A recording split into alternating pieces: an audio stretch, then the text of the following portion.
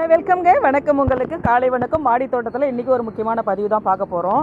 அதில் பார்த்தீங்கன்னா இப்படி பாருங்கள், ரெட் கலரில் செக்கச்சேவல் அழகாக பூத்துக்கிட்டு இருக்க இந்த பூக்களை பாருங்கள். இன்னும் ஒரு அழகாக இருக்காங்க பாருங்கள். இந்த மாதிரி உங்களுக்கும் பூக்கணும், தினமும் செடிகளில் வந்து மாடியில் பூத்துக்கிட்டே இருக்கணும். பூக்கள்னால் நம்ம அவங்களையும் கொஞ்சம் பராமரிப்பு பண்ணணுங்க.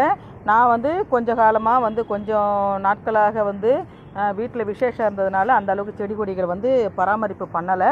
இனிமே தான் வந்து ஸ்டார்ட் பண்ணணும். அதனால் நம்ம இன்றைக்கி என்ன பண்ண போகிறோம்னா, ஒரு சத்தான தண்ணீர் தாங்க நம்ம கொடுக்க போகிறோம்.